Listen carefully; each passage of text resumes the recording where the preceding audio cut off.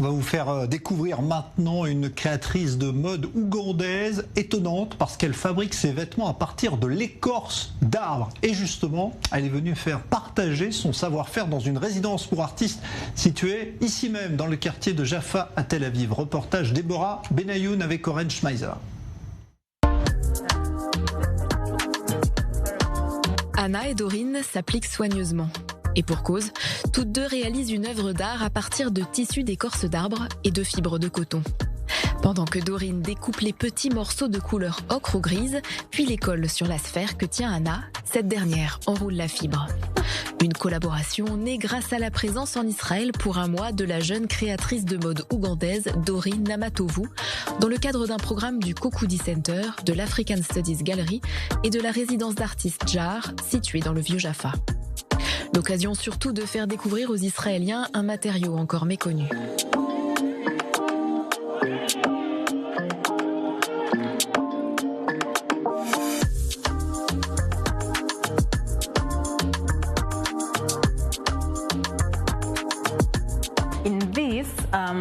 Dans cette résidence, je travaille avec des artistes qui perçoivent l'écorce d'arbres différemment.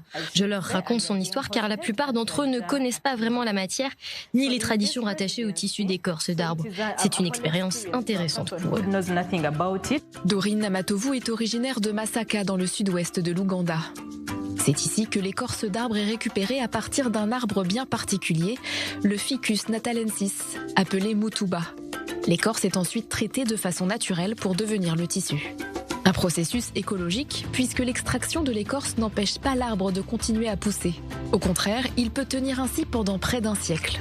Depuis 2015, Dorine mène des recherches sur cette matière et a même créé sa propre marque de vêtements à base de tissu d'écorce. Son objectif, rendre à ce produit très prometteur ses lettres de noblesse. Il y a 600 ans, ce tissu était porté par la royauté en Ouganda. Il était également utilisé pour envelopper les corps des morts au statut élevé. Selon la tradition, il s'agissait de s'assurer que la personne décédée soit vêtue dignement pour voyager vers l'autre monde. Mais l'arrivée des missionnaires catholiques au XIXe siècle a brusquement changé l'image de ce tissu, désormais associé à la sorcellerie. Beaucoup de jeunes ne peuvent toujours pas se retrouver dans une pièce s'il y a du tissu d'écorce d'arbre parce qu'ils voient la mort ou la sorcellerie à travers ce matériau.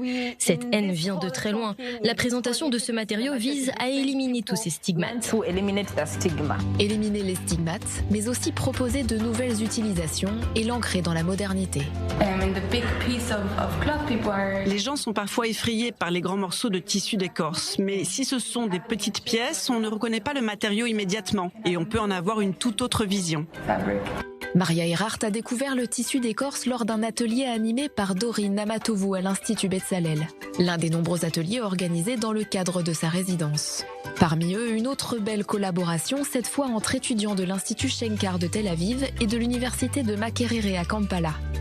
Les deux écoles travaillent ensemble depuis plusieurs années. En 2021, Dorine avait dû animer cette rencontre virtuellement en raison de la pandémie de coronavirus. Mais cette année, elle a pu venir en personne et présenter le tissu d'écorce. Dorine et Shira Choval cherchent à innover en mélangeant l'art et le design textile. Le tissu d'écorce est un textile non tissé. Il a donc des fibres qui peuvent incorporer d'autres fibres naturelles. Grâce à une machine d'aiguittage que nous avons à Shenkar et au processus dit de feutrage, nous avons pu mélanger l'écorce à des fibres de coton et de laine. C'est une véritable avancée qui modifie totalement les possibilités de ce matériau. Et au-delà de l'aspect purement artistique,